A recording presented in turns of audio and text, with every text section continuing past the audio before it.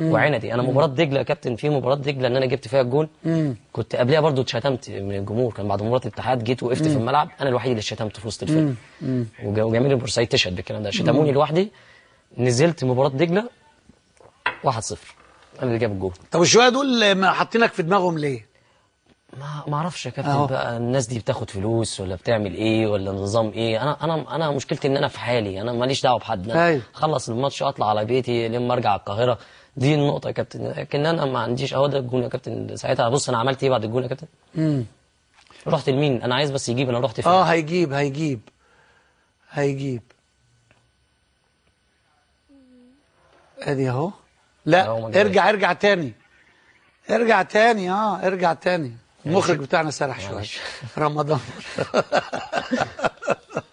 بس يا كابتن مجدي، لكن انا يعني الحمد لله اهو رجع تاني لحالته الطبيعيه. بص يا كابتن، بص اللعيبه بتمسكني، رمضان رجع لحالته الطبيعيه اهو. اللعيبه بتمسكني اهو. ليه وانت زعلان؟ لان يا كابتن انا مشكور. اللقطه تانية يا رمضان الاولانيه، لان الاعاده بتاعتها ما بيكملش معاها. لو جاب انا رحت لغايه فين هيعرف انا رحت فين. ما هو لا هو جايب انا رحت لغايه الاختصار، مش جايب الماتش كله. جمهور البحر اللي بيشتمني. وعملت ايه؟ انا رفعت ايديا بس لربنا، بس ان ربنا كبير يا كابتن، وهم لقيتهم بيسقفوا لك. انا اللي جبت الجول. بص يا كابتن، طب انا هحكي اهو. طب انا عايز احكي لك عشان ما تزعلش. بس مسكني حسام حسن دلوقتي يا كابتن، عشان ما امشيش. بص حسام حسن اهو، عشان ما تروحش تغلط، خايف انك تغلط. هحكي لك انا بقى. انا لما جيت العب كنت بلعب واقعد وما كانش في عمار بيني وبين الجماهير، بس انا مصمم العب كوره. الماتش اللي بقيت فيه اساسي كنا بنلعب المنيا في المنيا في القاهره، في استاد القاهره. وانا لما بيبقى في ماتش للاهلي في استاد القاهره انا هاف ديفندر، فما بيحتاجونيش، انا بيحتاجوني بره اكتر عشان ادافع وببقى وسط الملعب قوي وبتاع.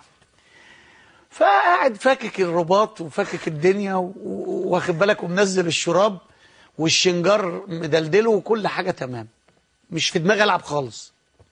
وبعدين شطه اتعور، كان في اخر ايامه بقى، وانا كنت العب شويه واقعد شويه. فبصيت لقيت كان عندنا مدرب مجري اسمه كالوتشاي.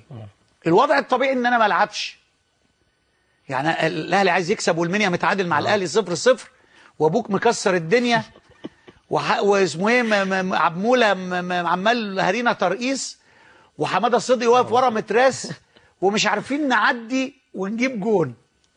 كان جيل في منتهى ده على طول خامس او رابع. جيل كان رهيب. معاه المدرب المسيحي اسمه ايه؟ الكابتن جرجس. موريس توفيق. موريس كابتن موريس، الله ينور عليك. فالمهم الراجل قال لي سخن من هنا، وانا قلبي وقع في رجلي من هنا. انا اسخن ازاي وانا اصلا الاهلي متعادل؟ طب انا الاهلي عايز يكسب، انا دوري ايه؟ انا راجل مدافع. فقمت رافع وانا عمال بقى اقول له منك لله مستر كالوتشاي، لحد ما رفعت الشراب. واول ما طلعت دماغي واحد ورا من الجمهور، عينك ما تشوف الا النور، انتوا مش لاقيين غير ده اللي تسخنوه. وقعد بقى فتح القاموس، واخد بالك. وانا الاستاد ما كانش بيحضر فيه 15-20 واحد، ماتشات كنا بنلعبها الظهر، والناس كانت بتتفرج في التلفزيون، قاعده في الحر تتفرج في التلفزيون. فصعبت على الكابتن مفتي، قال لي اي حاجه سخن عشان بس ما تزعلش. انا بحكي لك ليه؟ عشان هي دي كره القدم، اللي بيهتف ضدك بعد 5 دقايق بعد ما تجيب الجون يبقى معاك. المهم الكابتن مفتي قال لي لو يعني خلاص حقك عليا، وانزل اعمل اي حاجه. بص يعني انا نازل اعمل اي حاجه. انا جبت الجون. لا مش جبت الجون، قلبت. انا نزلت من هنا، وفضل من عند ربنا موازين المباراه كلها اتقلبت. عملت ثرو لمصطفى عبده بعرض الملعب لجمال عبد الحميد، جابها جون. والكره الثانيه عملتها ثرو لجمال عبد الحميد، مش عارف بعرض الملعب راح مين اللي جابها جون. بالتالي طلعنا الشوط الاولاني كسبانين 2-0. وقمت بطرف عيني كده وباصص للراجل وانا خارج، ومش عايز اتكلم بقى لما الماتش يخلص. نزلنا الشوط الثاني كسبنا، المهم جبنا جون كسبنا 3. وانا خارج بقى ادور على الراجل اللي اصطادني ده، مش لاقيه، ما لقيتوش. والماتش ده كان فتحة الخير عليا، وبقيت اساسي في النادي الاهلي. فاوعى انت